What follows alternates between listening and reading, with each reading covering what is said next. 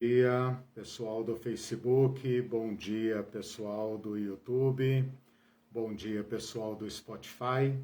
Estamos ao vivo nos 3 canais, ao mesmo tempo, dispondo para as diversas preferências, né? Quem é de rede social, quem é de YouTube, quem prefere apenas ouvir em outro tempo essa longa aula. Sejam todos bem-vindos, bem-vindas a mais um encontro da nossa família Pé no Chão. É um prazer revê-los e encontrá-los aqui. É como se a gente convivesse fraternalmente, presencialmente, né? É um lugar em que nós nos tornamos amigos, reforçamos os nossos laços de amizade, reforçamos a nossa comunhão, a nossa parceria. Sejam todos bem-vindas, um bom dia, um bom fim de semana para todos e todas. Tomara que seja um tempo muito feliz para todos, que apesar das circunstâncias, das alegrias e das tristezas da vida, haja esperança na casa de todos nós, de todos vocês, de todos nós. Nós estamos com este curso já desde março, um curso dedicado à reflexão sobre a Igreja e o Reino de Deus. O tema da Igreja é um tema aparentemente fácil e óbvio, mas nem por isso demanda de nós uma autocrítica, uma reflexão. O tema do Reino de Deus talvez um pouco mais complexo, um pouco mais desafiador, mas igualmente importante. Então eu tenho convidado vocês para essa aventura comigo, essa aventura de refletir sobre temas aparentemente óbvios e, ao mesmo tempo, desafiadores. Porque às vezes é aquilo que é óbvio que nos ilude, né? Que a gente pensa que sabe e que tem a resposta fácil até que a gente tente responder. Estamos preparando novos cursos para a noite de sexta-feira, em agosto, por aí.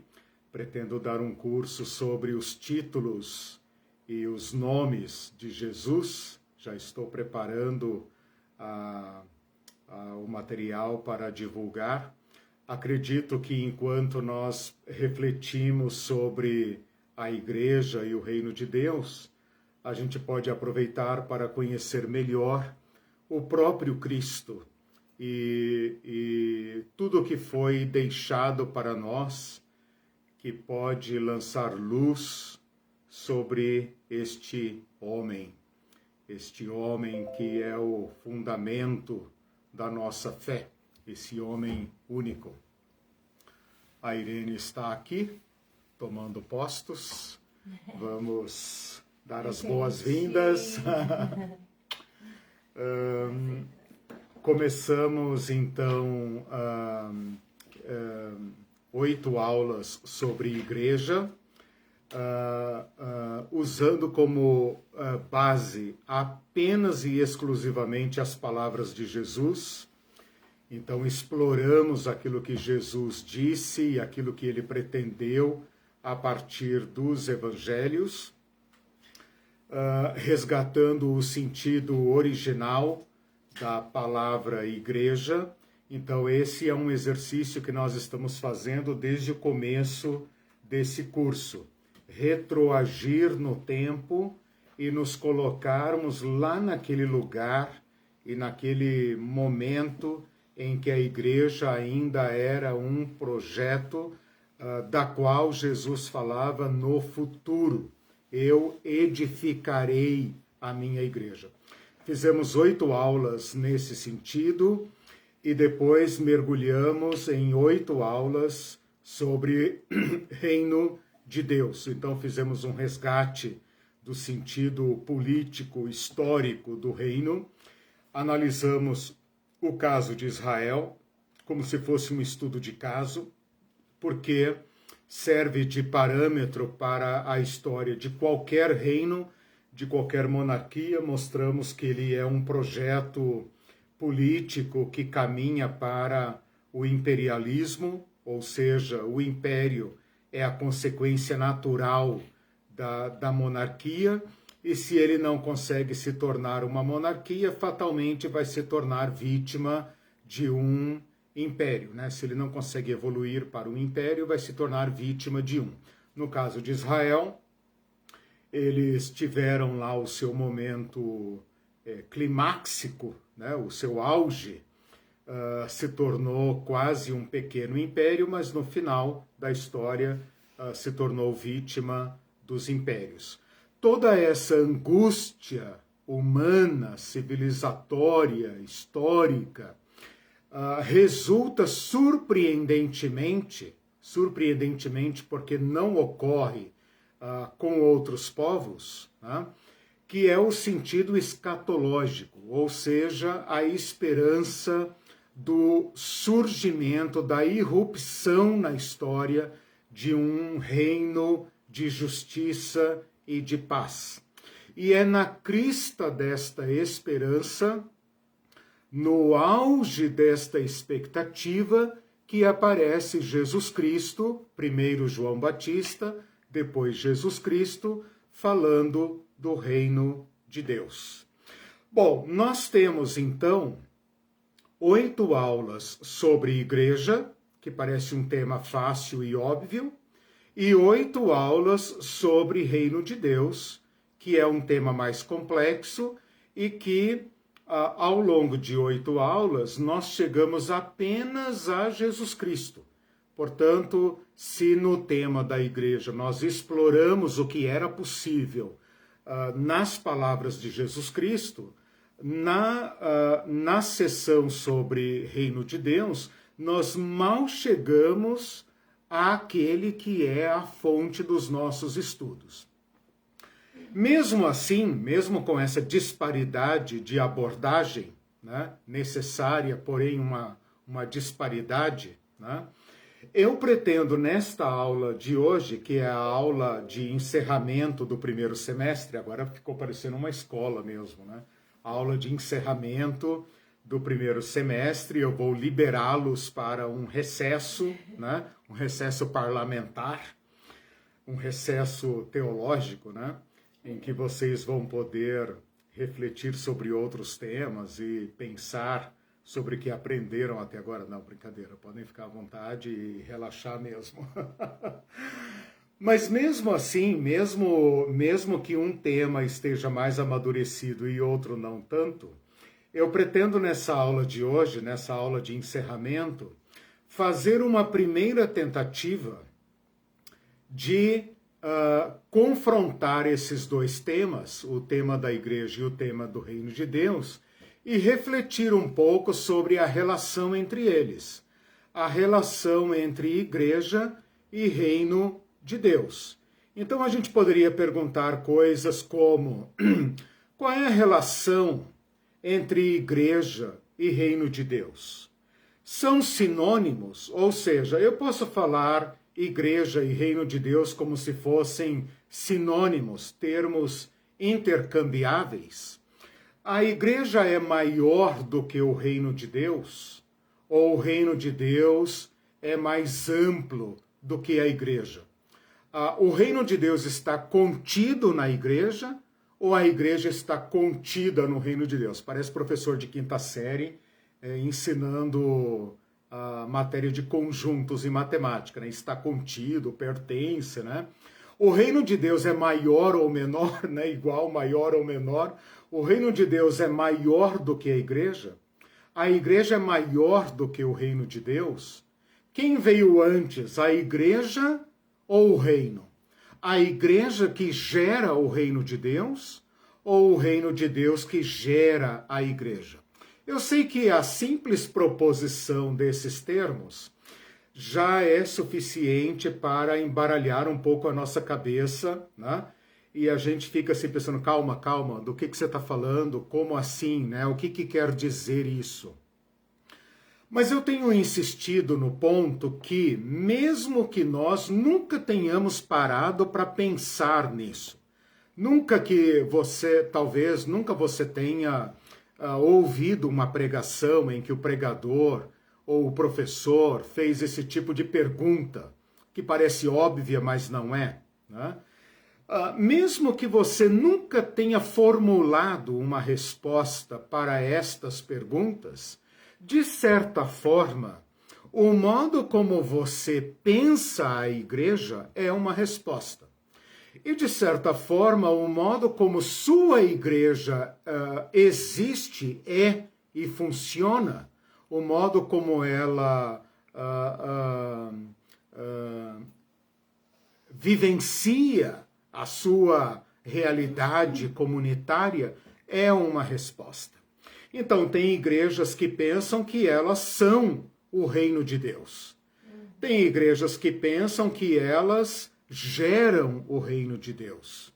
Tem igrejas que pensam que elas são maiores do que o reino de Deus. E estas respostas distorcem o modo como nós acessamos Jesus Cristo, o modo como nós lemos o Evangelho, o modo como nós funcionamos internamente, né? O modo como nós nos vemos e, pior, o modo como nós nos relacionamos com a sociedade, né? Então, ao longo da história, a igreja deu diversas respostas a estes problemas. E essas respostas não são coisas de somenos, não são excentricidades das igrejas. Pelo contrário, são respostas de profundas implicações na história, não apenas da igreja, mas na história da sociedade, na história da humanidade, né? Bom, o modo, por exemplo, como a igreja se aliou a Roma, ao Império Romano, o modo como a igreja, a primeira igreja universal, a igreja católica, se comportou na alta Idade Média, o modo como a igreja católica da alta Idade Média se tornou um tipo de império. Vocês sabem que a Itália era uma colcha de pequenas nações e grande parte delas governadas politicamente pelo chefe da igreja, que negociava com os reis da Europa, com os novos reis e com os impérios, como se fosse um chefe de Estado, que tinha inclusive seus próprios exércitos. Esse é um exemplo de como a igreja respondeu ou tentou responder estas perguntas. Quando o Papa assume o título de vigário de Cristo na Terra, ele está assumindo uma postura política, não apenas pastoral, não apenas eclesial, não é apenas uma autoridade religiosa. É uma reivindicação de importância e de legitimidade na história da humanidade. Você poderia pensar, tudo bem, cara, mas isso aí tem a ver com a Igreja Católica, nós somos da Reforma Protestante, nós temos outra pegada na história. Uma vírgula. Nós também, especialmente por sermos de múltiplas denominações, temos também as nossas ambições, né? Então, as primeiras igrejas reformadas eram igrejas estatais, igrejas que também estabeleceram uma forma de relação com os príncipes, os reis e os impérios, né?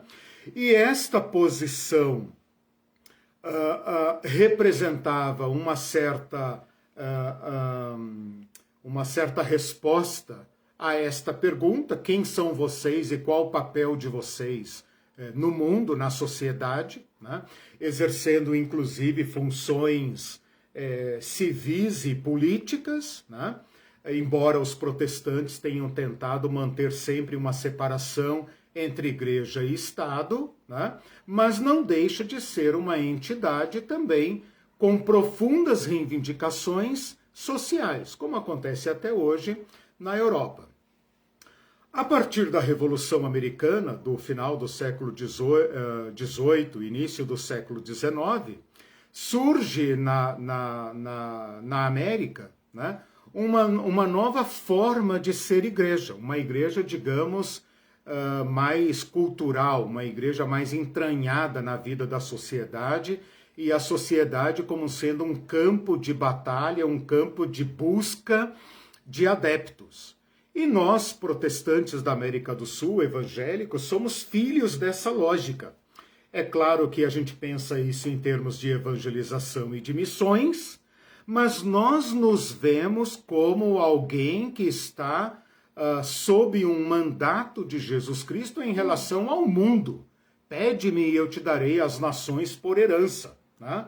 E esta nossa postura tem tido alguns desenvolvimentos, como, por exemplo, a bancada evangélica e a teologia do domínio, e o ministro terrivelmente evangélico, que não deixa de ser reivindicações políticas.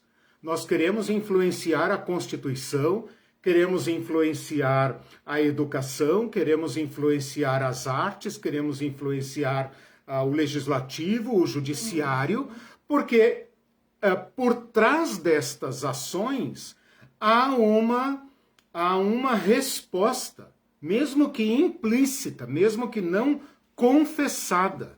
Há uma resposta à pergunta: quem é a igreja?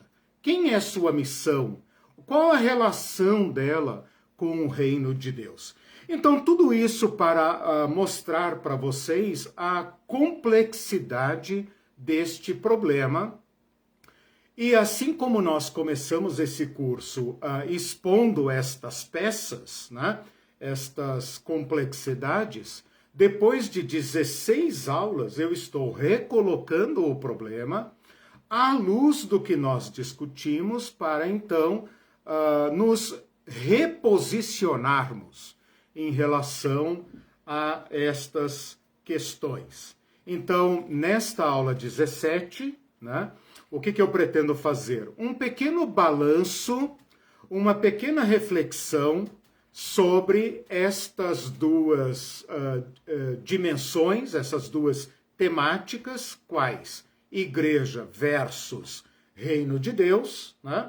E à luz do que nós estudamos, refazermos estas perguntas para ver que luz nós podemos tirar destas reflexões, né? Para isso, eu vou propor o seguinte exercício, né? Nós vamos trabalhar nesta aula com o conceito de igreja, mas não esse que você conhece, que eu conheço. Não a sua igreja ou a minha igreja. Nós vamos entender por igreja, nesta aula de hoje, o que nós estudamos nas 8 primeiras aulas. Ou seja, o sentido primário, original, essencial de igreja. Quando Jesus falou, eu edificarei a minha igreja e dar-lhe-ei as chaves do reino. Então, lá na origem, Jesus falou sobre igreja em relação com reino de Deus. Então, veja, lá, esse pode ser o nosso ponto de partida. Mateus 16, 18, 19, né? Mateus 16, 18, 19. A primeira vez que Jesus fala a palavra igreja.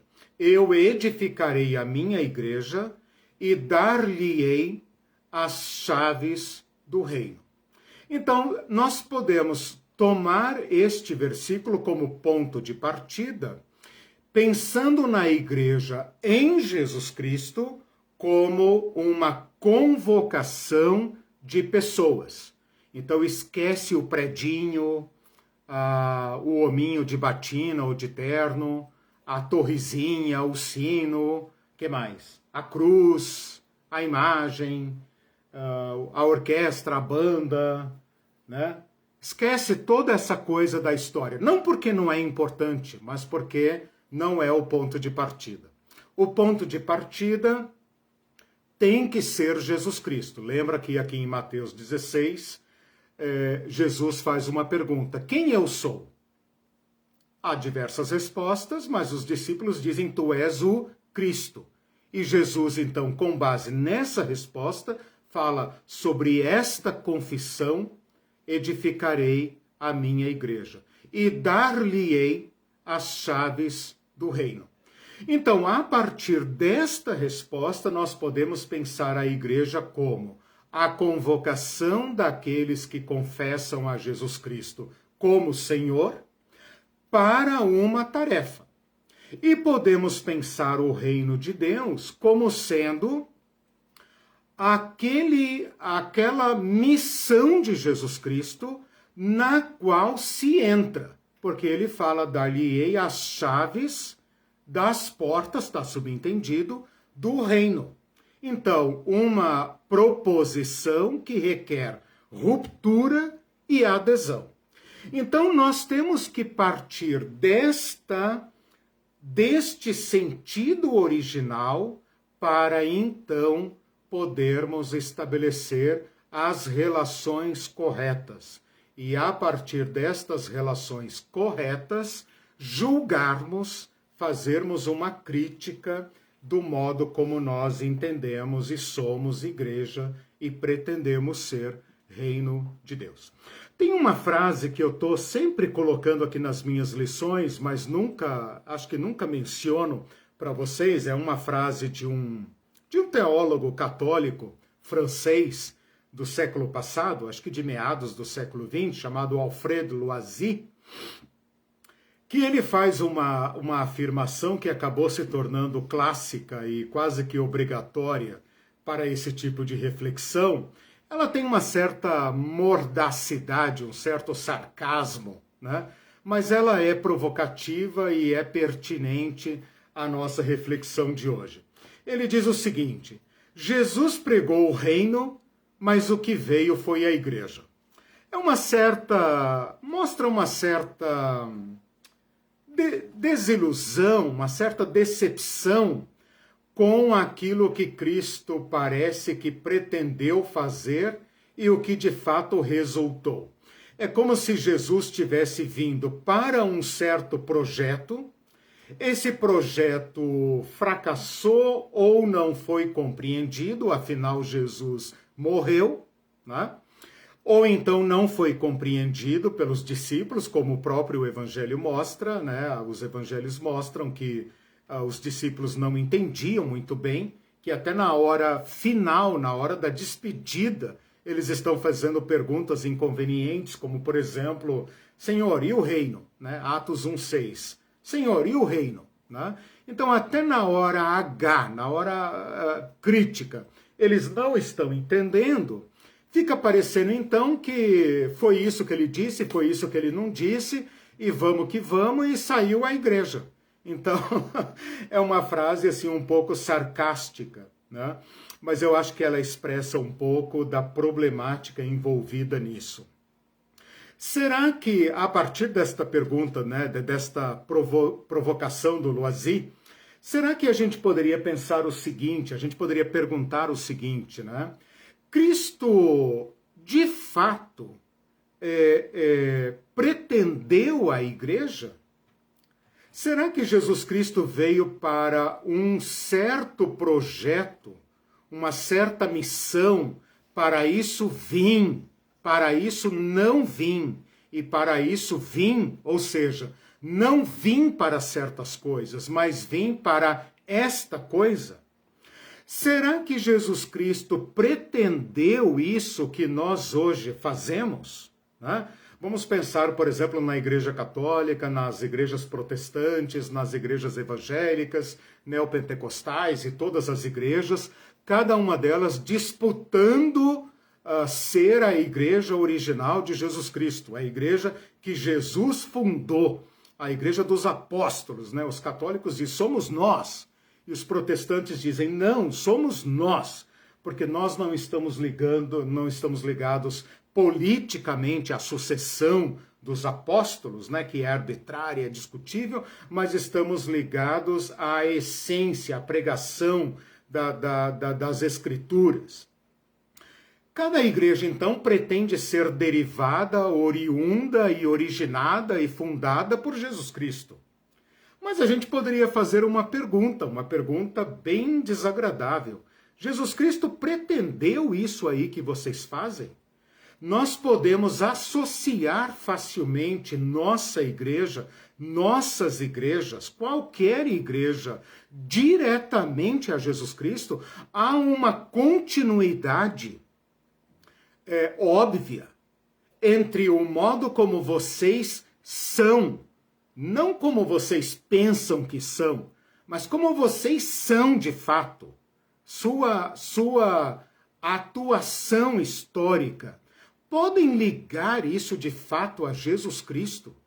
Se um ET nos visitasse hoje e visse a igreja e lesse o Evangelho, ele poderia dizer, ah, sim, claro, Jesus Cristo na veia, irmão, né?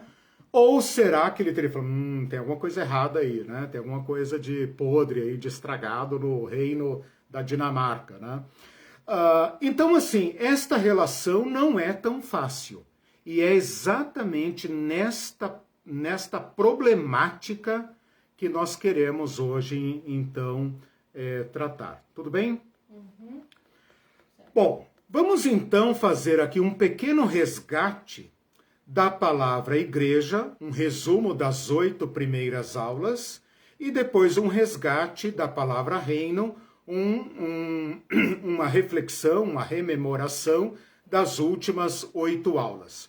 Quando eu falei sobre igreja, eu falei o seguinte, gente, esquece por um momento, não porque não seja importante a expressão histórica da igreja, a história da igreja, mas por um momento, como um exercício intelectual, esquece um pouco a sua igreja, esquece a história da igreja no Brasil, esquece a história da igreja no mundo, esquece a Reforma, esquece a Igreja Católica, volta lá para trás, até chegar nas páginas do Novo Testamento, lá em Paulo, Roma, Éfeso, Tessalônica e tal. Mas volta mais ainda um pouco, até bater lá no Pentecostes, onde a igreja começa de fato.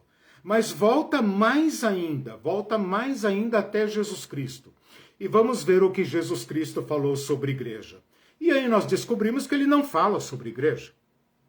Aliás, fala apenas 3 vezes em 2 contextos. Então nós fomos explorar o que é que ele quis dizer quando ele falou, eu edificarei a minha igreja. Aí nós analisamos o seguinte, que a palavra igreja é a tradução de uma palavra hebraica, a palavra kahal, que está amplamente difundida no Antigo Testamento e se refere ao povo de Israel convocado, sentido hebraico da palavra igreja. Então a palavra igreja era amplamente conhecida, não era nenhuma palavra nova. É uma palavra amplamente conhecida, amplamente difundida, com uma longa história na memória do povo de Israel e se referia ao povo reunido. Desde o Êxodo, desde a peregrinação no deserto, quando Moisés convocava o povo, ali se manifestava a eclésia, a kahal de Yahvé, a congregação. E quando o povo se reunia, obviamente, era para um motivo comunitário, coletivo. Então, estas implicações de ser uma convocação para um certo lugar, para uma pauta comum, está embutida no sentido de igreja. Então, É povo reunido ao ar livre, ao aberto, no campo. Não há prédio, não há nada. Não há liturgia, não há absolutamente nada. Há um povo, há um convocador, um povo convocado, um compromisso, uma deliberação a fazer. Essa deliberação poderia ser política, poderia ser legal, poderia ser militar, poderia ser para diversas finalidades, mas era uma convocação. No sentido grego, essa palavra também já tinha uma história de quase 1000 anos. Quase 1000 anos antes de Cristo. Fundada e forjada na democracia grega, em que os cidadãos, homens livres, nativos, patrícios, eram convocados a saírem dos seus campos, das suas casas, das suas atividades e se dirigirem para a ágora ou para fórum. Ágora e fórum é a mesma coisa, significa praça central da cidade, para deliberar sobre questões comunitárias. Então, não é uma reunião de mulheres, não é uma reunião para estrangeiros, não é uma reunião para crianças, não é uma reunião para escravos, não é uma reunião democrática no sentido moderno. Era uma reunião específica daquelas pessoas que tinham a cidadania plena. Estas pessoas, então, eram convocadas para deliberar coletivamente. Quando Jesus fala, eu convocarei a minha igreja, qual sentido os judeus deram a esta palavra? Qual sentido os cristãos gregos deram a essa palavra? Nenhum outro a não ser este. Porque se tivesse dado outro sentido, eles teriam perguntado, a palavra de Jesus teria tido alguma estranheza e então Jesus Cristo teria tido a oportunidade de explicar o que ele queria dizer. Portanto, quando Jesus fala, edificarei a minha igreja, ele está arrogando para si uma autoridade de convocador. Não é qualquer pessoa que pode convocar. Assim como nós hoje não atendemos a qualquer chamamento, né? Nós reconhecemos a autoridade. No contexto de Mateus 16, Jesus pergunta, quem vocês acham que eu sou? E eles falam, tu és o Cristo. E ele fala, logo, se eu sou o Cristo, eu então convocarei a minha igreja. Então, o sentido original de igreja só pode ser uma convocação de uma pessoa autorizada. Quem é que vai atender esta convocação? Quem reconhece a autoridade do convocador. Por exemplo, quando um magistrado, um cônsul grego, romano, convocava, o estrangeiro não ia. A mulher não ia. O escravo não ia. A criança não ia. Só iam aqueles que estavam legitimados e que reconheciam a legitimidade daquele convocador. Portanto, Jesus está dizendo que, baseado nesta confissão de que ele é o Cristo, ou seja, uma confissão de fé que reconhece quem ele é, ele então passa a convocar pessoas. A palavra eclésia, igreja, significa os convocados para fora.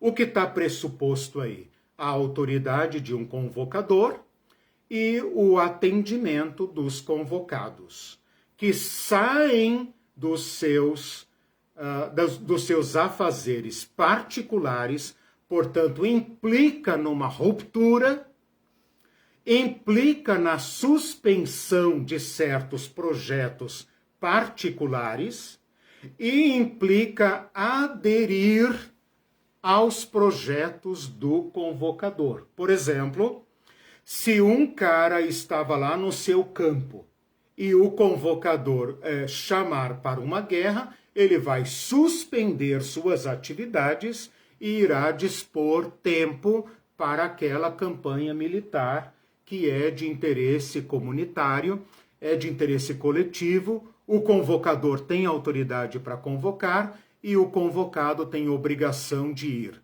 Se não for, está desreconhecendo, existe essa palavra, está negando a autoridade daquele convocador e, portanto, deixa de fazer parte daquela comunidade, passa a ser um desertor, né? No Antigo Testamento se falava, esta pessoa será eliminada da congregação do povo, ou seja, não pertence mais à congregação. Ela se excluiu da congregação.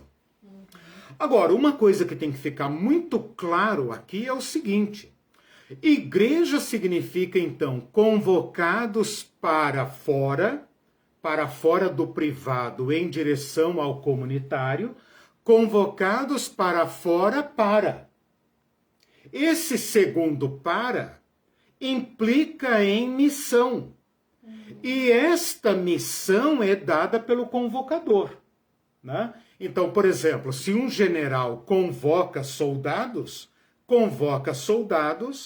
para fora das suas atividades privadas, para a praça, para a guerra, para uma tarefa.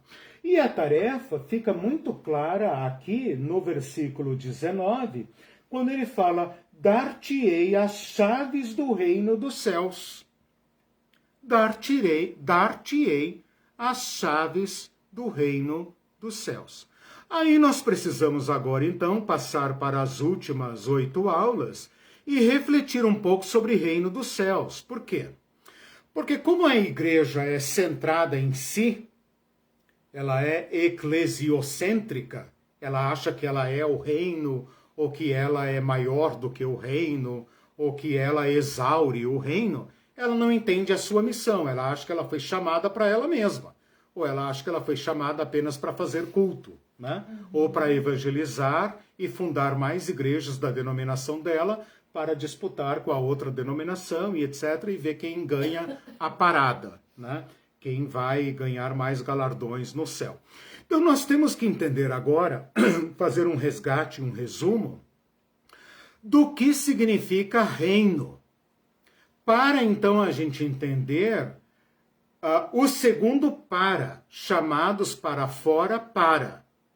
Porque esse segundo para, que implica em missão, está dito aqui no próprio texto 19, abrir as portas do reino.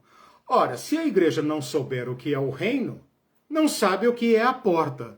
Se não sabe o que é a porta, ela vai abrir o que para quem, né? Então é fundamental que a igreja entenda qual é o projeto de Jesus Cristo. Que projeto, que missão, né? Eu estou trocando um pouco a palavra missão por projeto para não confundir com missões, né? Propositalmente, porque isso também precisa ser revisto, né? Porque às vezes a missão que a igreja faz pode ser apenas uma missão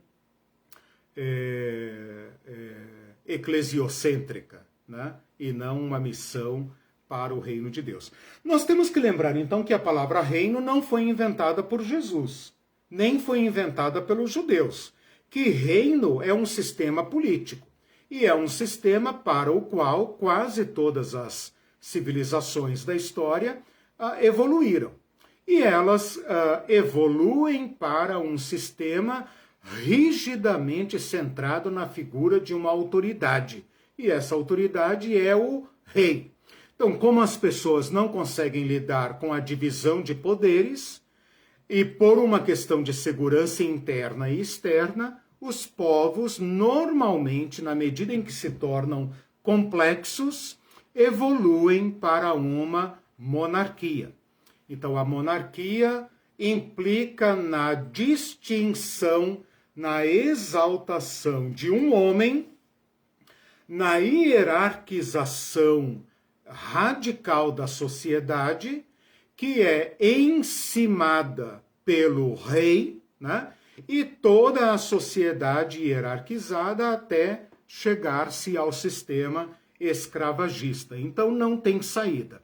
elegeu alguém para exercer a autoridade divina em nome dos deuses, a hierarquização da sociedade é imediata, e se alguém ocupa o cume, alguém tem que ocupar a base, né? E a base, evidentemente, será sempre mais larga do que o corpo da pirâmide, senão não seria uma pirâmide, não seria uma monarquia. Ocorre que as monarquias, os reinos, evoluem para império. Todo reino evolui para império. E aqueles que não conseguem se tornar impérios, acabam se tornando vítimas do império.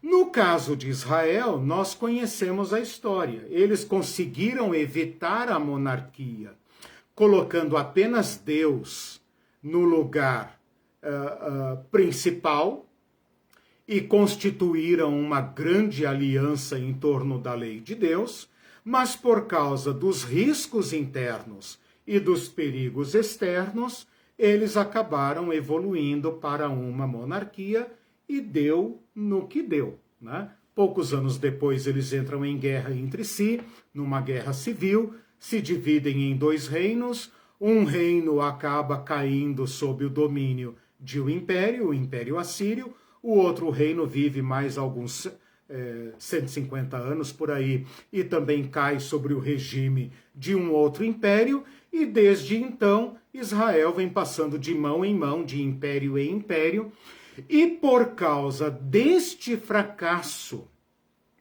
no cenário e no contexto deste fracasso, surge e intensifica-se uma profunda esperança, que é a chegada de um governo justo. Neste sentido é que nós temos que entender a pregação de Jesus. Quando aqui em Mateus fala reino dos céus, ele não quer dizer reino no céu. Portanto, não é lá nas nuvens do céu azul. Ele está falando o reino dos céus, o reino que vem de Deus, porque só Deus pode estabelecer o governo justo. Só Deus pode cumprir as expectativas humanas. Nós não conseguimos viver sem governos, mas os nossos governos têm se tornado piores do que os nossos piores inimigos.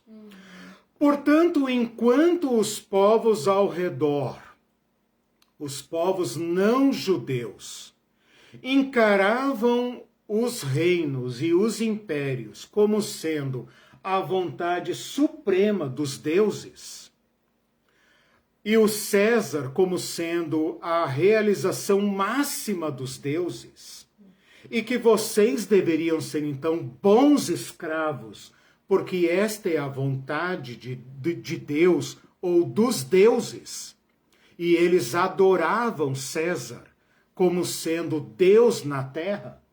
No povo judeu, e eu vou falar apenas, e só posso falar do povo judeu, porque não conheço outro caso, né? No povo judeu surge uma esperança diferente. Uma esperança que rejeita o projeto político de César, dos faraós, dos reis divinos, e anseia a chegada de de um sistema, de um governo do próprio Deus, um governo de justiça, um governo de fartura, um governo de perdão, um governo aonde os pobres possam ter comida, onde todos possam viver em paz, onde os jovens não morrem na flor da idade, em que todos podem viver felizes.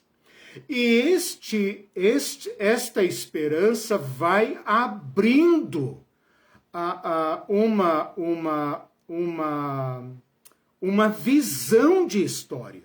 Então, enquanto os povos ao redor viviam em círculos de acordo com a vontade de Deus, e depois do César viria outro César, outro império, e eles deveriam conformar-se com isso, o povo judeu rompe esse ciclo e lança para o futuro, e com isto cria a história como uma linha, não como um círculo. Cria uma esperança e joga toda a sua esperança não no César, que está apoiado nos deuses e que os deuses querem assim, mas eles rompem essa história sonhando com uma visitação de Deus, porque os Césares não podem de forma nenhuma criar a sociedade de justiça. Quando Jesus aparece, então, cada parte do povo judeu tem uma proposta. O reino de Deus virá se vocês obedecerem ao sacerdote. O reino de Deus virá se vocês cumprirem a Torá. O reino de Deus virá se vocês tiverem vergonha na cara e saírem daí e irem para o deserto se purificar. O reino de Deus virá se vocês tiverem coragem, pegarem armas e começar a matar romanos. Matar os romanos. Então, diversas fagulhas de esperança estavam prontas para explodir a qualquer convocação. A convocação se dá em torno desta esperança e não outra. E é neste sentido, e não em outro, que Jesus fala: darei a vocês, convocados por mim, o acesso ao reino de Deus. Então, com esta breve reflexão, essa recapitulação, baseando-me aqui em Mateus 16, 18, 19, 16, 17, 18, 19, eu proponho como ponto de partida esta relação. Então, não pense na sua igreja. Pense no povo convocado por Jesus. Em qualquer um, homem ou mulher, escravo, livre, jovem, velho, judeu, gentil, qualquer um que confessar a Cristo, confessar a Jesus como sendo o Cristo. O Cristo é um título real. O Cristo não é aquilo que a gente pensa. O Cristo significa o ungido. O ungido significa o coroado, o príncipe, o eleito por Deus para iniciar o reino, para trazer o reino. Então, com base nesta confissão, Jesus fala: se vocês confiam em mim, se vocês reconhecem em mim o cabeça do reino de justiça, então eu passo a convocá-los e eu lhes ensinarei e os enviarei para abrir as portas do reino para os povos, para todos aqueles que esperam. Esse deve ser o nosso ponto de partida. E isso é uma revisão profunda, porque agora está tudo em xeque. Tudo que nós fazemos e cremos e pensamos e aprendemos tem que ser testado agora por essa convocação de Jesus. O homem escolhido por Deus, reconhecido pelos seus primeiros seguidores, como aquele escolhido por Deus para trazer o sistema de justiça. Então, assim como eu falei que igreja é uma convocação, eu queria propor para vocês agora um sinônimo para a palavra reino de Deus. A gente poderia pensar em novo sistema de Deus. A gente poderia pensar em nova população de Deus. A gente poderia pensar em sociedade de Deus, sociedade segundo Deus. A gente poderia pensar em projeto civilizatório, humano civilizatório. Começa a fazer sentido isso? Se eu falar assim, convocarei vocês, todos vocês que reconhecem, e darei a vocês os meios de começarem o projeto civilizatório de Deus. Darei a vocês os meios de se organizarem como um novo sistema de Deus. Darei a vocês os fundamentos para estabelecerem o novo povo de Deus. Então, se a gente substituir a palavra igreja pela palavra povo convocado, povo que reconhece o Cristo convocado, e substituir a palavra reino de Deus por sistema social, político, cultural, se a gente substituir por sociedade, se a gente substituir não por Estado, Estado é outra coisa. Nosso projeto não é político. Nosso projeto é humanístico, é humano, é civilizatório. Senão não é reino, porque reino é coisa de gente, né? Não é coisa do céu, é coisa de gente, é coisa humana. São os humanos que precisam se organizar, e se organizar para o seu bem. Então, se a gente colocar nesses termos, povo de Deus, povo é uma entidade popular organizada, que estabelece relações sociais, relações fraternas, relações de produção, relações de consumo, relações de convivência, relações de justiça, relações sociais, culturais, né? Povo é isso. Povo não existe no sentido abstrato. Povo é gente vivendo em comunidade, segundo os fundamentos crísticos, os fundamentos de Cristo. Por quê? Porque esses que nós conhecemos se voltaram contra nós. Ora, se Abraão tivesse encontrado esse reino de justiça na terra, não teria buscado o reino de Deus, diz Hebreus, né? Se eles houvessem encontrado o sistema de paz, justiça, mansidão e segurança, nunca teria havido a esperança do reino de Deus. A esperança do reino de Deus só surgiu no fracasso das nossas civilizações. E ela aponta para as nuvens do céu? Não. Aponta para o pós-morte? Não. Não é para espíritos. Aponta para a nossa interioridade? Não. É maior do que tudo isso. Abrange tudo isso e tudo que toca a nossa vida. Senão não é para a humanidade, né? Se o reino de Deus veio a nós, e se nós oramos, venha o teu reino e dá-nos o nosso pão de cada dia, então é algo que toca a nossa vida. Bom, eu fiz aqui então um resgate do sentido de igreja e um resgate do sentido de reino de Deus. E com base nesses dois resgates, é que nós temos que agora recolocar a questão e de novo perguntar: reino de Deus e igreja são sinônimos? O reino é maior do que a igreja, ou seja, o reino de Deus é que contém a igreja? O reino de Deus é menor do que a igreja, ou seja, é a igreja que contém o reino de Deus? O reino de Deus é apenas uma seção da igreja? O reino de Deus é que gera a igreja, ou seja, o reino de Deus é a causa, a igreja é o efeito do reino de Deus, a igreja é a finalidade do reino de Deus?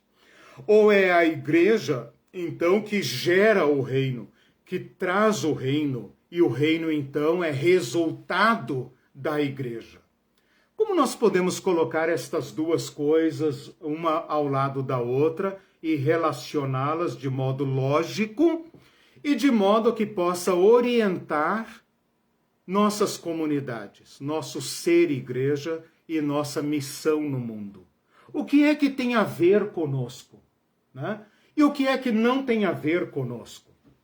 Por exemplo, a política brasileira tem a ver conosco? A sustentabilidade tem a ver conosco? O sistema econômico nos diz respeito? A preservação da Amazônia e do Pantanal e da Floresta Atlântica tem a ver conosco? O ciclone que está estourando o sul do Brasil tem a ver conosco? Ou nós estamos preocupados apenas com as janelas 1040, porque lá não tem gente da nossa religião? Então nós precisamos aprofundar essa reflexão, né? Sob risco de não cumprirmos a convocação. E se não cumprirmos a convocação, não reconhecemos a Cristo e não confessamos a Cristo como ele é. Como Pedro vai fazer aqui na sequência. Por que Pedro chama a atenção de Jesus e fala, não, Senhor, de modo nenhum? Né? Pedro consegue dizer não, vírgula, Senhor, né? Quer dizer, é Senhor, mas eu falo não para o Senhor, né? E Jesus fala para Pedro, sai da minha frente, Satã, porque você não entende o meu projeto, você não vai me usar para o seu projeto de poder. A igreja faz isso. Às vezes a igreja segue Pedro e não Jesus, né? Ela segue Pedro, é um outro projeto político. A igreja tem ambições políticas, mas não são as ambições de Jesus, né? É apenas um outro César, né? E nós precisamos pensar sobre isso. Mas se a gente colocar assim, qual a relação entre a convocação de Jesus para a humanidade versus a organização da sociedade?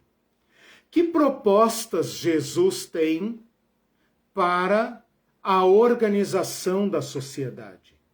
Que propostas Jesus tem, o Evangelho tem para a economia, para a política, para a cultura, para a sociedade, para as famílias, para o problema da violência, para o problema da habitação, para o problema da drogadição? Que soluções o Evangelho tem?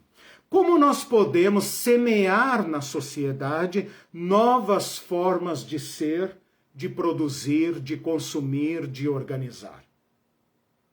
Então, ao invés de ficar dando testemunho porque tinha um carro, agora tem dois, né? De repente, a igreja poderia pensar em projetos sustentáveis, né? Em novas formas de economia, em novas formas de sustentabilidade. E a pessoa, isso não tem nada a ver com a missão da igreja. Talvez não tenha mesmo, né? Com a tua igreja não tem. Mas para que Jesus nos convocou? Como ele quer nos exibir ao mundo? O que ele quer mostrar ao mundo através de nós? Que tipo de povo é convocado por Jesus Cristo que não tem lugar nas outras convocações, né? Então são essas perguntas que nós temos que fazer. Então, parece que existe uma dificuldade de interpretar essa ideia de reino que se tornou uma expressão complicada Inócua. agora, inócua. Então, acho que isso atrapalha. De repente, a gente tem Se que tornou sem começar sentido. a atualizar essa expressão. E vamos fazer outra tradução da Bíblia, de acordo com eles. Basta a interpretação, né? Fazer uma equivalência, né? Isso, de reino, o que reino seria hoje, né? E se for um reino, como os cristãos estão pensando, político, de bancada evangélica, em que sentido é diferente dos outros reinos? Exatamente, né? É o reino de Mas Pedro, né? Exato, continua a tua reflexão. Então, e aí quando Jesus diz, dar-te-ei as chaves, isso foi interpretado também como um símbolo de poder, Claro. né? E aí, Com certeza, símbolo de poder. A semelhança... Eu controlo o acesso. Isso, e a semelhança e imagem de César, do modelo que eles tinham, né? Eu vejo isso. Então, isso foi um grande problema, né? Então, é tipo o joio no meio do trigo. Aí né? você fica pensando, por exemplo, quando a Igreja Católica, né, os dissidentes, aqueles que, os evangélicos, né, os protestantes, né, protestaram, e a Igreja Católica ainda anos depois, e talvez até hoje, ainda diz, a gente meio tipo, a gente concede perdão, pode voltar. Ou seja, as chaves são nossas. O Pedro é nosso, porque essa interpretação que não era Jesus, mas que foi Pedro, né? E então, assim, ou seja, aí está inserido dentro dessa concepção, eu diria, uma interpretação completamente errônea de que as chaves do reino realmente é poder, né?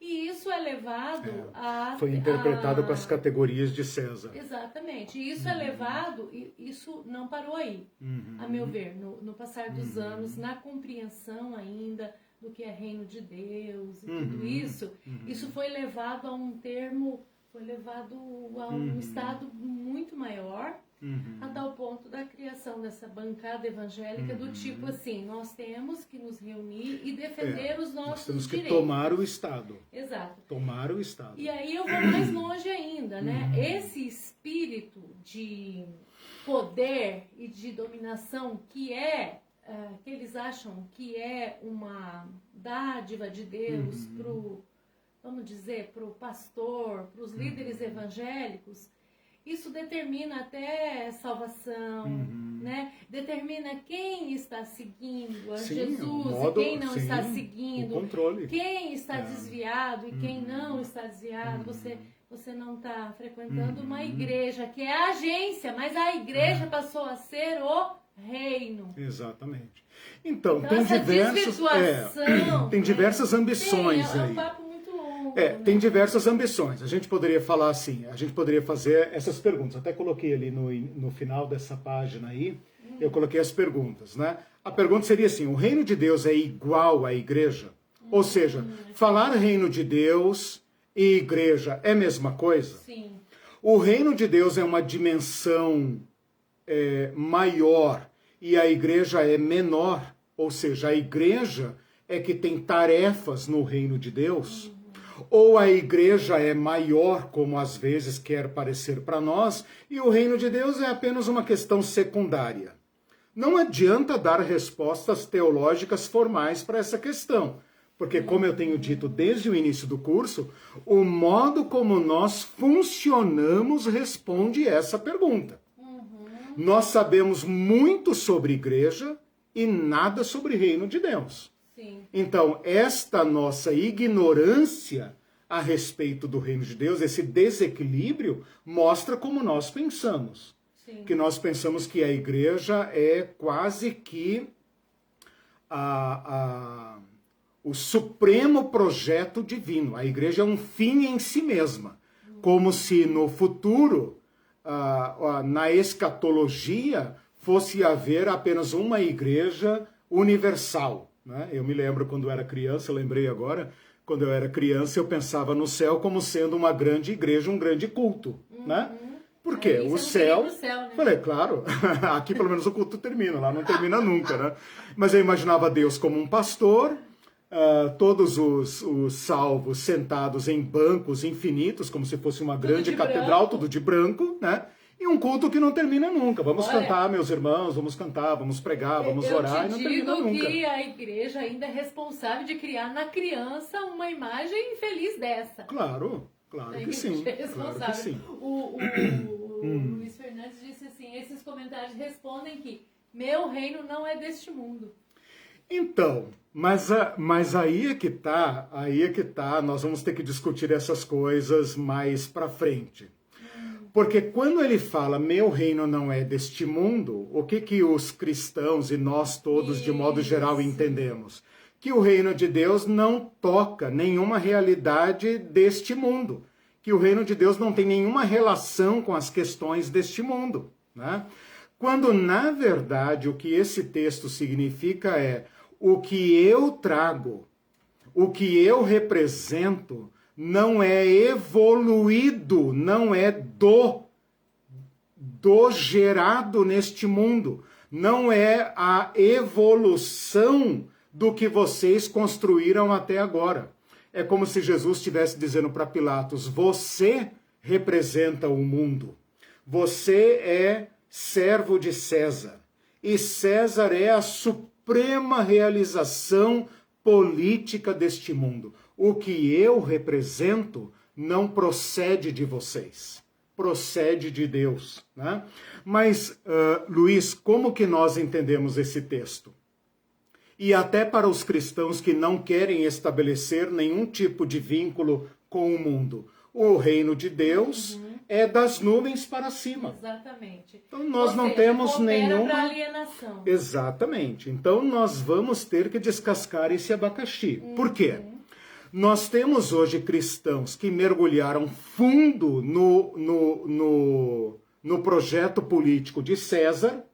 Eles querem disputar com César e eles querem ter a bancada evangélica, o partido evangélico, o Supremo Tribunal Evangélico e a Constituição Evangélica, porque eles acham que Deus deu a eles isso, e eles têm que expulsar os pagãos de todos esses lugares e ocupar, ter um presidente evangélico, até o prefeito evangélico, o diretor da escola evangélica. Exato.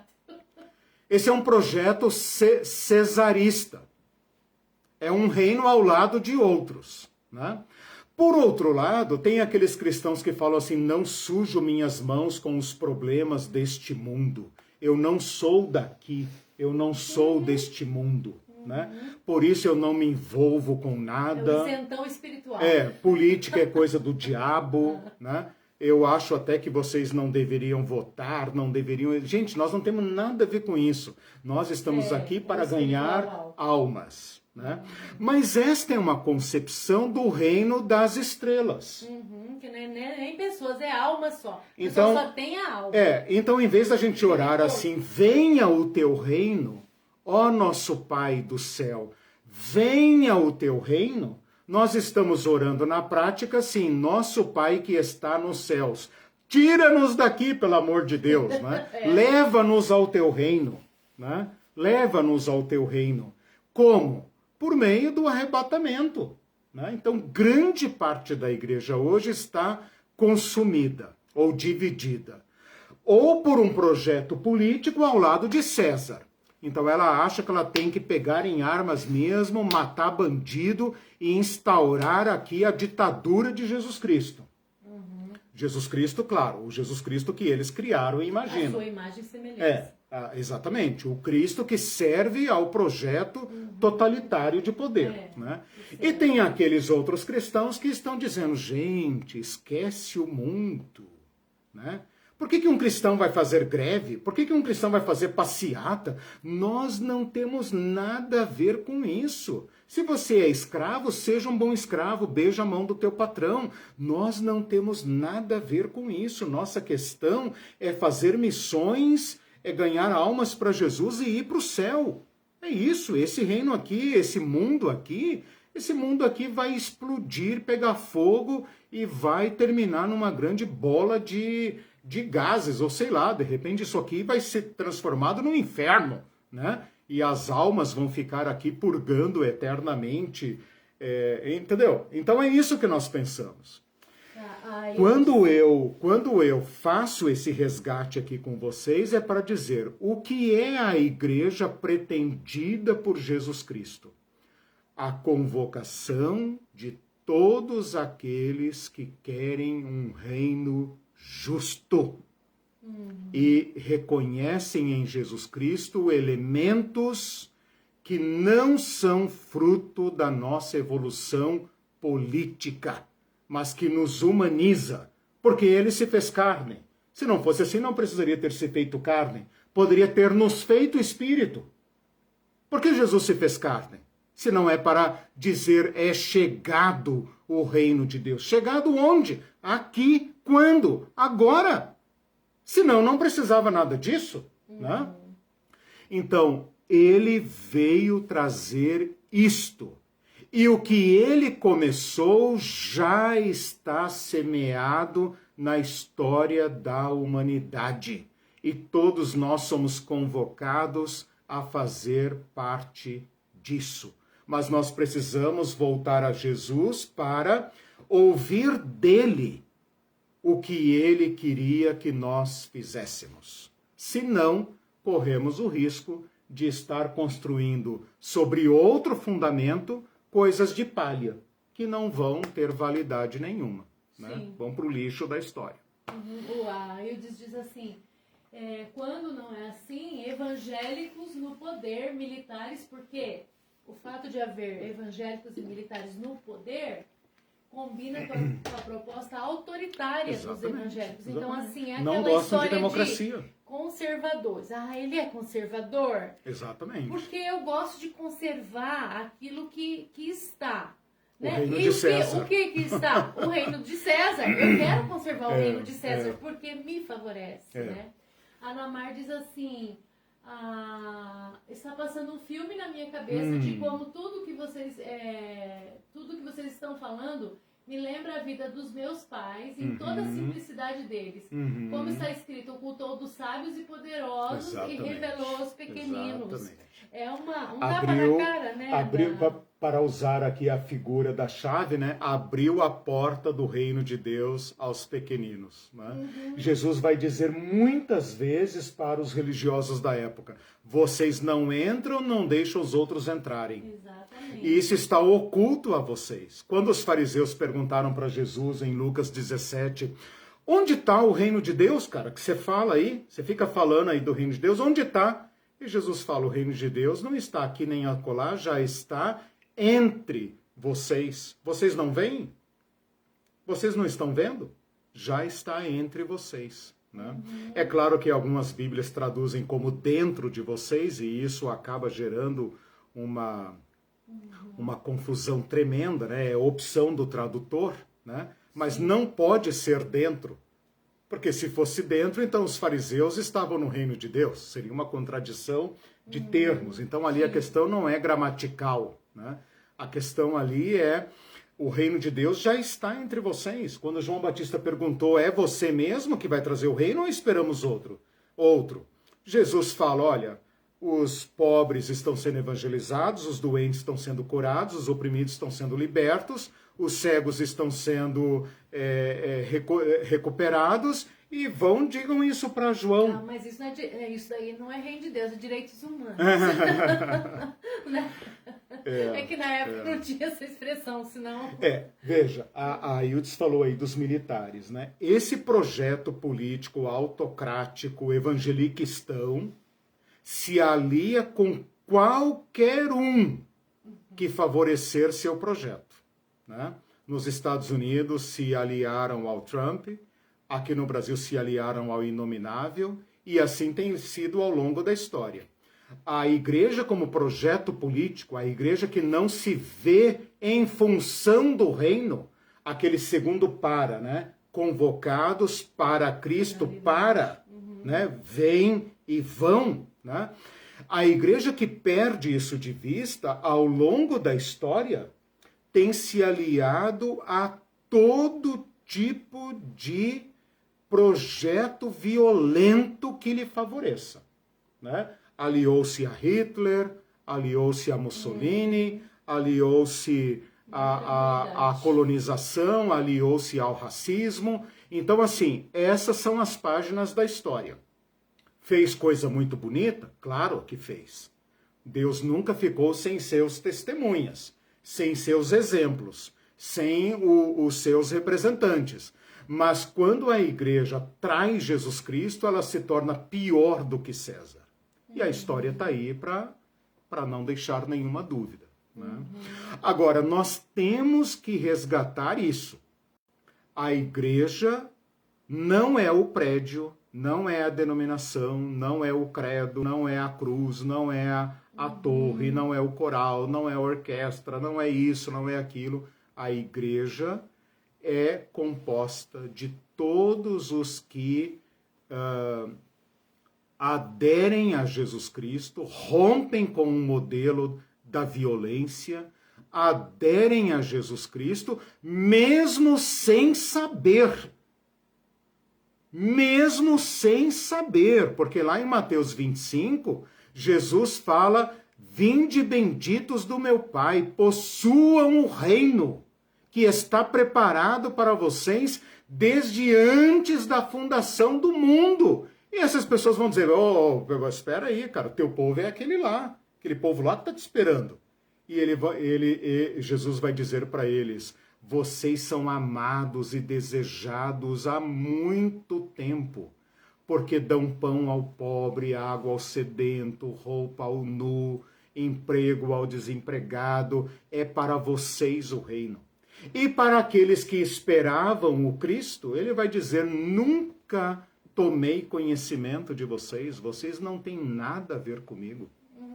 Então essas pessoas talvez nunca tenham pronunciado o nome de Cristo, mas na sua opção de vida aderiram ao projeto de Cristo, aquilo que Cristo apela, né, à humanidade inteira, na história inteira, que é a figura do ser humano, a dignidade do ser humano. Então a igreja tem que se ver nesse sentido precário e provisório. Menos, igreja, menos. Sabe vestir as sandálias da humildade, né?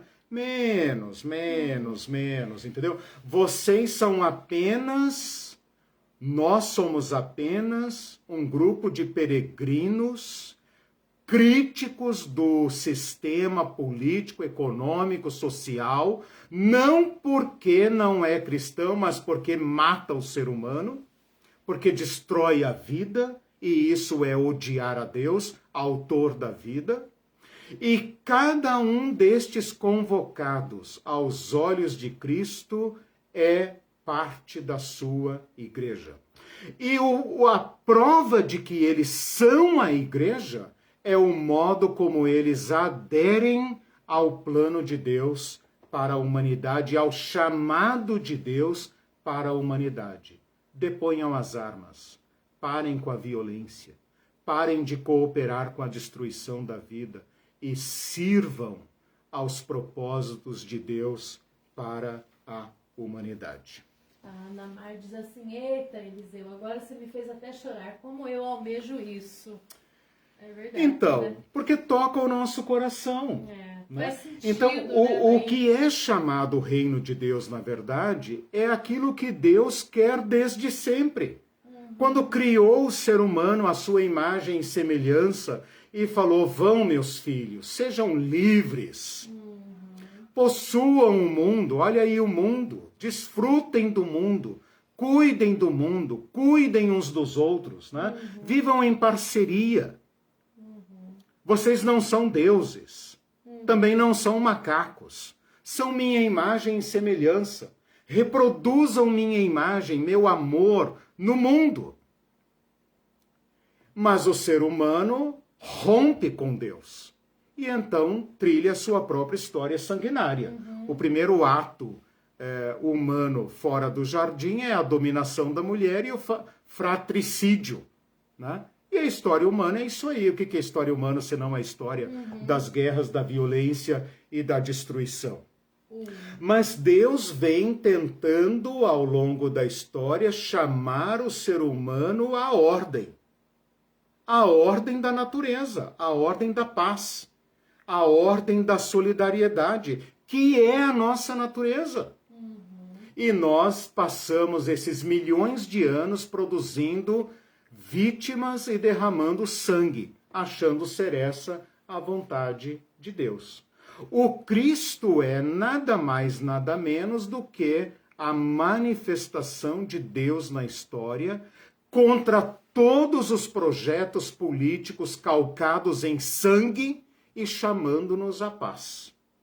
Por isso é o príncipe da paz. Então, meus irmãos, antes de deixar mais pulga na cabeça de vocês, só queria dizer o seguinte: não é que eu esteja chutando o pau da barraca da igreja. É que é muito mais do que a igreja imagina. É muito maior do que o que a igreja imagina. Eu não estou reduzindo o reino de Deus a um projeto político, não estou fazendo isso. Na verdade, nenhum projeto político, nem as utopias mais maravilhosas já imaginadas por nós, são capazes de atender à nossa ânsia de ser. Nem os paraísos sonhados pela humanidade. Nunca houve nada que respondesse à nossa profunda sede de ser. Só este anunciado por Jesus Cristo. Então, é a igreja que reduz a mensagem de Jesus Cristo quando tranca o reino de Deus aqui dentro. É a igreja que traz Jesus Cristo quando tranca o reino de Deus para a escatologia, para o futuro, ou para o céu. Então, é a igreja que está reduzindo a mensagem de Jesus Cristo, não eu. Eu estou mostrando para vocês que aquilo que Jesus Cristo veio plantar na história da humanidade é muito maior do que nós temos sequer imaginado. Por isso que Paulo fala, nunca subiu à mente humana, nunca olhos viram o que Deus tem preparado para a história da humanidade. E este grande finale da história da humanidade não é produto da nossa evolução política. Pelo contrário, já foi trazido por Cristo, já está entre nós e vai definir o nosso futuro. E nós queremos participar disso. Eu sou preso da esperança, eu quero participar disso, né? O Silvio diz assim, uma coisa interessante, o sistema religioso baseado no modelo de César odeia a democracia. Sim. Esse sistema só fala de democracia para chegar ao poder. Exatamente. E depois destrói as estruturas democráticas e implementa o autoritarismo. A gente vê isso na prática quando as eleições de 2018 valeram. As urnas valeram. Agora... Não vale. Não vale mais. As urnas não valem mais. Porque não está de acordo com o projeto político da igreja. Exatamente. Então, assim, isso é muito sério, muito sério. E você vê cristãos evangélicos se declarando evangélicos dizendo essas coisas. E daí duvidando do resultado das urnas. Participando desse projeto político violento, sanguinário, opressor, e achando que esse é o reino de Deus. Impressionante, é muito impressionante. Agora, eu quero comentar sobre quando você não compreende a sua identidade. Então, quando a igreja não entende a sua identidade, não sabe quem ela é. Muito fácil haver um desvio de finalidade também, de objetivo, esse que você citou. Total, porque aí eu posso direcionar essa ideia de reino, que é super atemporal, é super abstrato, subjetiva, abstrata. Não tem concretude nenhuma. Eu posso completamente ligar isso apenas à salvação da alma. Por isso que daí... Vou te contar um negócio. Quando eu me converti, eu ouvia falar assim que o nosso grande objetivo, o objetivo que Deus queria que a gente fizesse, era conquistar almas para o reino de Deus. E eu, na minha cabecinha, né, sempre questionadora, desde pequena, eu pensava assim, mas por que é alma? Por que eles falam alma e não pessoas? Sempre eu questionei isso. E ninguém conseguiu me explicar direito por quê. E aí, na minha mente, quando eu ouvia isso, eu imaginava umas almas penadas, assim, umas coisas, uns seres fantasmagóricos, assim, como se a gente tivesse que transformar as pessoas nisso, né? Ou seja, na verdade, a gente está levando em conta que o ser humano não é completo, não é global, não é total. Suas necessidades não têm importância. Então, aí eu não preciso me preocupar com a fome, eu não preciso me preocupar com o racismo, com a pobreza, com a desigualdade social, não preciso, porque eu estou interessado só nas almas penadas. Pelo contrário, né? Então, sempre que eu ouvi almas, eu pensava, almas penadas. Mas claro, isso tem tudo a ver com o nosso misticismo cristão, né? E uma coisa gravíssima nisso que a Irene está falando e que vocês também provavelmente compreendem e experimentam, né? Este modo de pregar o reino não engaja. Não engaja.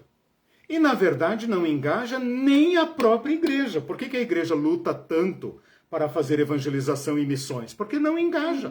Não engaja. Não tem conexão. Né? O Cristo tinha conexão com a vida real da Galileia. Por que o povo doa mais para projetos políticos do que para essa janela 1040?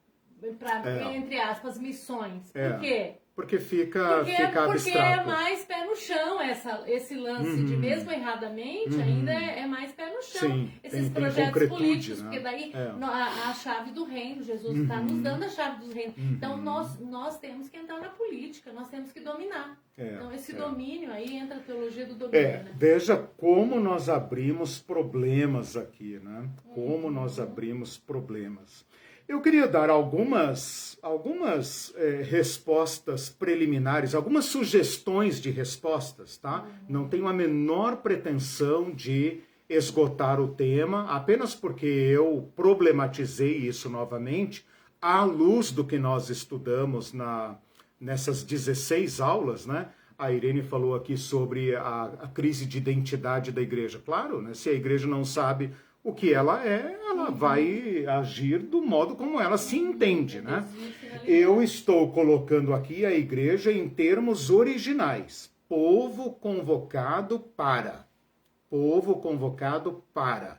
Esse segundo para, povo convocado para fora do privado, para o comunitário, para, inclui um projeto humano.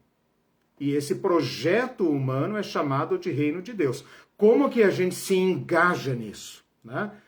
O modo como a igreja existe é uma resposta a isso. Então eu queria dar assim algumas sugestões de respostas para a gente começar a montar esse quebra-cabeça. Uma expressão que eu quero colocar é assim, a igreja, nesse sentido original, de pessoas convocadas. Lembra, uma nova cidadania. Homens, mulheres, jovens, crianças, preto, branco, amarelo, indígena, estrangeiro, etc, etc, todos convocados. Primeiro é uma convocação sui generis. Nunca tinha havido na história uma convocação irrestrita. Agora há. Né? A convocação dos judeus era para um tipo de gente, a convocação política grega da democracia era para um tipo de classe. O Cristo convoca a humanidade, a qualquer um que confessar a ele o Cristo por palavras e ou ações, né? Para não dizer que é apenas quem fez a confissão pública, né? Mas quem pratica o chamado de Jesus Cristo. E a igreja, então, é serva deste projeto. A igreja existe em função deste projeto. Sem este projeto, ela se torna traidora de Jesus Cristo, porque ela se torna um fim em si mesma e ela não é um fim em si mesma. A igreja tem que se ver como peregrina, como provisória. A igreja não é ainda a dona de nada, a resultante de nada. Ela é serva de um chamado.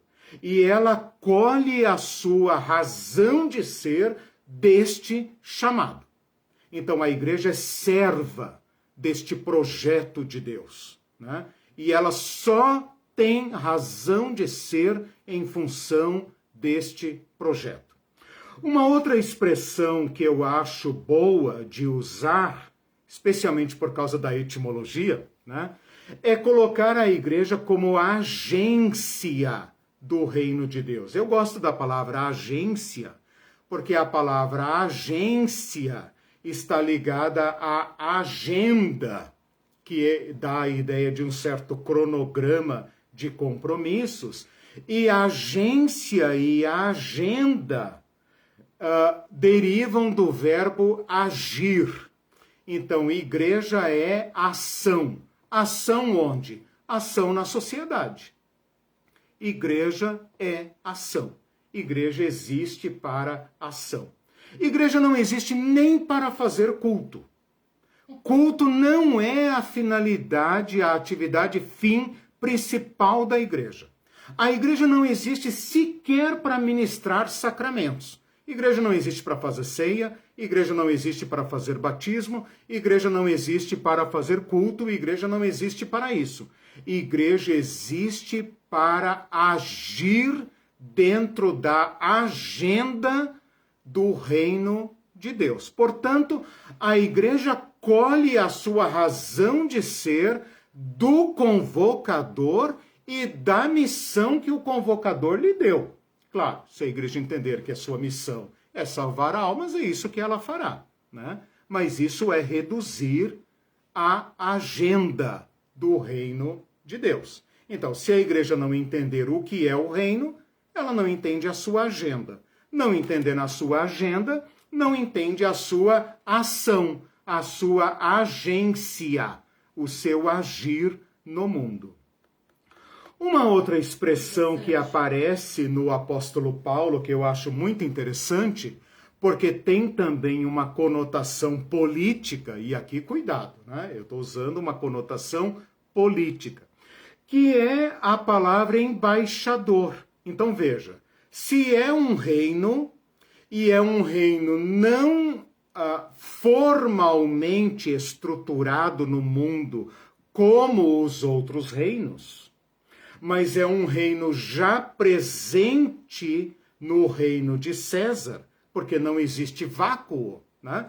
Então, cada convocado por Cristo está rompendo com o reino de César e aderindo a um novo projeto que ainda está em agenda.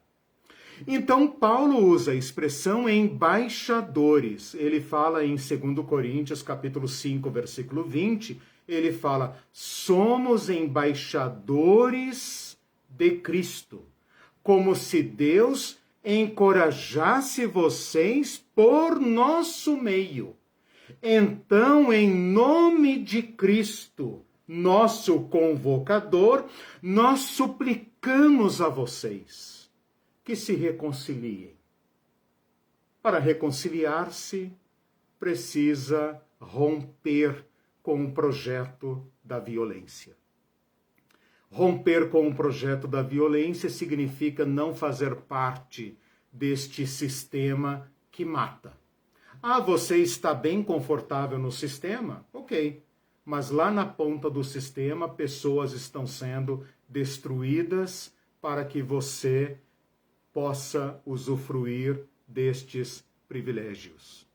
E Paulo está dizendo, nós somos representantes do ungido de Deus para reconciliar a humanidade.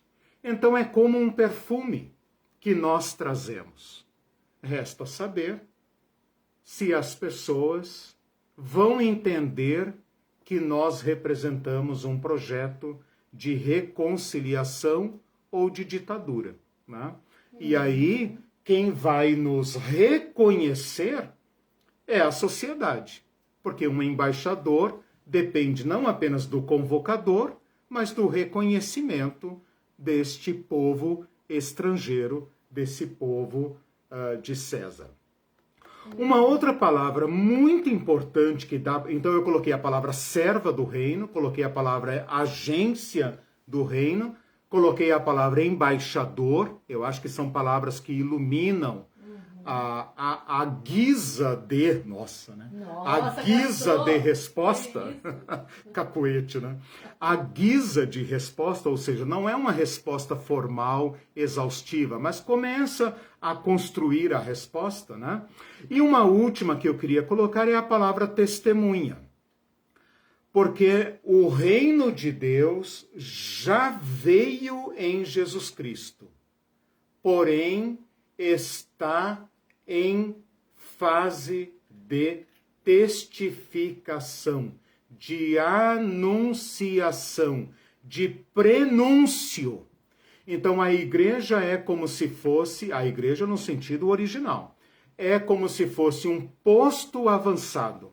A igreja é como aquele atalaia que diz, já vejo a luz do novo dia lá no horizonte. E se a luz está lá, é porque o sol do meio-dia está chegando. Né? Então, essa é a anunciação. A igreja tem que ser a anunciação de uma sociedade justa, fraterna, solidária, em que todos podem ter seu lugar à mesa. Então, ser testemunha não é apenas evangelizar. E evangelizar não é apenas ganhar almas. Ser testemunha é ser testemunha de. E este de é Jesus Cristo. Minhas testemunhas. Vão e ensinem as pessoas o que eu lhes ensinei. Esse é o problema, né? E quando elas aderirem a isso, insiram-nas nessa nova comunidade. E as comunidades de vocês serão como amostras grátis, como postos avançados de uma sociedade que vem. Vocês acreditam nisso? Então representem essa sociedade. Ou seja, nossas comunidades cristãs têm que ser lugares de igualdade, de amor, de fraternidade, de perdão, de sustentabilidade, de reconciliação. Nós temos que representar uma nova sociedade, uma alternativa social para a humanidade. E não o mundo de César. Olha para as nossas igrejas e veja com que elas se parecem. Elas se parecem com uma nova sociedade, com uma utopia social, ou elas se parecem com um microcosmo, uma distopia, né? Um microcosmos do admirável mundo novo, né? De uma pequena autocracia, com seus títulos, seus primeiros lugares, suas pirâmides, seus ungidões e toda essa lixaiada de César. Porque se eu não entendi, se eu volto a frisar, se eu não entendi a minha identidade, eu vou praticar o reino de César. Daí, o que eu vou fazer? Eu vou tentar fazer aquilo que Jesus mandou. Eu vou tentar falar de Jesus, mas dentro dos padrões e dos moldes de César, né? Claro. Como Pedro aqui, né? Nunca, Senhor. Não. Nós vamos para Jerusalém fazer outra coisa. E Jesus fala, vocês querem me seguir? Eu acabei de convocar, não foi? Acabei de convocar. Querem me seguir? Rompam com o medo. Não se permitam ser mais amedrontados. Isso que significa tomar a cruz. O nosso tempo já Precisamos terminar. Né? Eu quero só frisar alguns pontos para deixar aí para refletir. Eu coloquei um comentário aqui que diz assim: o evangelho real e verdadeiro, o sentido dele, abre nossos olhos e corrige as distorções que têm se estabelecido ao longo dos anos e até das gerações. Claro. Né? Porque, gente, não é uma coisa simples. É a história da igreja. Você vai ouvir uma aula e vai mudar teu pensamento. Por isso que é importante ouvir, pra gente mudar. Vamos até o final do ano tentando responder essa pergunta. Sim, aí publiquei também, se a igreja não sabe quem ela é, identidade, como ela pode saber qual é a sua finalidade? Exatamente. E aí coloquei também... Aí ela inventa uma, né? Ela inventa uma própria. Aí com base no que você falou e com base na minha própria conclusão, eu disse, a igreja não existe para fazer cultos nem batismos, mas para cumprir a agenda de Deus. Resta ela descobrir a agenda de Deus e parar de seguir a agenda de César. Onde Deus está agindo no mundo para que a igreja o represente. Exatamente. Né? Então, bom, gente, é muita coisa para pensar. Fizemos uma resposta provisória. Nos próximos domingos não teremos aula, vamos descansar e vocês também. Nós vamos entrar de férias, e nós anunciamos a retomada das aulas com novidades, tanto para domingo como para sexta-feira. Tchau para vocês, tchau pessoal do YouTube, beijo, bom domingo tchau pessoal do Facebook, tchau pessoal do Spotify.